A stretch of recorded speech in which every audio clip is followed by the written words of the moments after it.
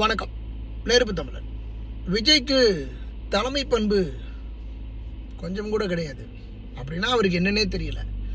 தலைமை பண்பு அற்ற ஒரு தலைவனாக இருக்கிறார் அப்படின்னு ஒரு நீதிபதி சொல்லியிருக்கிறார். இந்த நீதிபதி சொன்ன உடனே திமுகவினுடைய ஊடகங்கள், எல்லா ஊடகங்களும் அப்படியே பயங்கரமாக விஜய்க்கு தலைமை பண்பு அற்றவர், விஜய்க்கு தலைமை பண்பு இல்லை, யூடியூபர்ஸ் விஜய்க்கு தலைமை பண்பு இல்லை, எல்லா டிவிகள்லையும் எல்லா யூடியூபர்ஸும் இதை தான், விஜய்க்கு தலைமை பண்பு இல்லை, விஜய்க்கு தலைமை பண்பு இல்லை, விஜய்க்கு தலைமை பண்பே அற்றவர், விஜய் பயந்து ஓடியவர், விஜய்க்கு எந்த விதமான தகுதியும் அற்றவர், அப்படி இப்படின்னு எல்லாருமே பேசிகிட்டு இருக்கிறாங்க. சரி, என்னப்பா அது விஜய்க்கு தலைமை பண்பு அற்றவர் நீதிபதி சொல்லியிருக்கிறாரு, சரி என்ன ஏது அப்படின்னு அவர் அலசி ஆராய்ஞ்சு பார்த்தா அங்கே தான் எங்கப்பன் குருதுக்குள்ளே தான் இருக்கிறான் அப்படின்னு திமுக கட்சியினுடைய அம்பலம் வெளியில் வருது. ஒரு விவாதம் அப்படின்னா இந்த சன் நியூஸ்ல எல்லாம் விவாதத்துக்கு போனீங்கன்னா ஒட்டு மொத்தமாக ஒரே திமுகவை கூப்பிட்டுக்கிட்டு அவங்கள வச்சு அவங்களே பீத்திக்கிட்டு இருப்பானுங்க. திமுகவை வச்சே பெருமையாக பேசிகிட்டு இருப்பான். இப்போ தமிழக வெற்றி கழகம் சார்பில் 2 பேரை கூப்பிட்டு ஒரு ஆளை கூப்பிடணும், அல்லது நாம் தமிழர் கட்சியிலேருந்து ஒரு ஆளை கூப்பிடணும், அதெல்லாம் இல்லை. இவங்களை பற்றி இவங்களே பேசிப்பானுங்க. இவனுங்க ஆட்சியை பற்றி சன் நியூஸு, அந்த சேனலு, இந்த சேனலு, நியூஸ் 7, அது இது லொட்டு லூசுக்கு எல்லாமே வச்சுக்கோங்களேன்.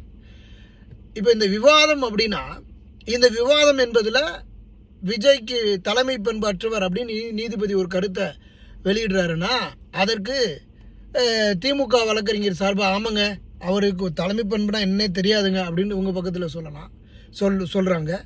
அதே போல் இந்த பக்கத்தில் தமிழக வெற்றி கழகத்தில் இருந்து எப்படிங்க எங்கள் தலைவருக்கு நீங்கள் தலைமை பண்பு இல்லைன்னு சொல்கிறீங்க அப்படின்னு ஒரு கேள்வி கேட்கணும்ல. கடைசியில் பார்த்தா இப்படி எதுவுமே நடக்கலை. என்ன தெரியுமா நடந்திருக்கு? விஜய்க்கு தலைமை பண்பு இருக்கா அப்படிங்கிற ஒரு கேள்வியை நீதிபதி கேட்டிருக்கிறாரு. அது உண்மைதான்.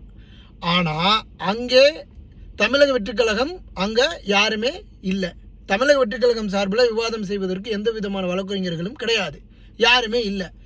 இதில் திமுகவினுடைய வழக்கறிஞர்களும் அதற்கப்புறம் நீதிபதியை மட்டும் பேசியிருக்கிறாங்க. அதில் நீதிபதி ஒரு கேள்வியை எழுப்பியிருக்கிறாரு, விஜய்க்கு தலைமை பண்பு இருக்கா இல்லையா அப்படின்னு ஒரு கேள்வியை கேட்டிருக்கிறாரு. இதுதான் உண்மை. இப்போ தெரியுதா? ஒரு விவாதம் என்றாலும் ஒரு கேரம் போர்டு விளாட்றா இருந்தாலும் 2 பேர் விளாடணும் பாஸ். நீங்கள் ஒரே ஆளே விளாண்டுக்கிட்டு இருந்தீங்கன்னா இது எப்படி பாஸ்? அப்போது கடைசியாக திமுக வந்து கடைசியில் இங்கே உருட்டிட்டு அங்கே என்ன வேலை பார்த்துட்டு பார்த்தீங்களா? கடைசியாக எல்லா ஊடகங்களும் சன் டிவி, சன் நியூஸு, அந்த நியூஸ், இந்த நியூஸ் எல்லாரும் விஜய் தலைமை பண்பாட்டவர்னு சொல்லிட்டாங்களா? கடைசியில் உள்ளே போய் பார்த்தீங்கன்னா இந்த தலைமை பண்பு விஜய் அற்றவர் அப்படின்னு நீதிபதி கேள்வி எழுப்பியிருக்கிறாரு. அதை மட்டும்தான் இவங்க ஊட்டிக்கிட்டு இருக்கிறாங்க. தமிழக வெற்றி கழகத்தினுடைய சார்பில் யாருமே அங்கே அப்பியர் ஆகலை. இதுதான் உண்மை.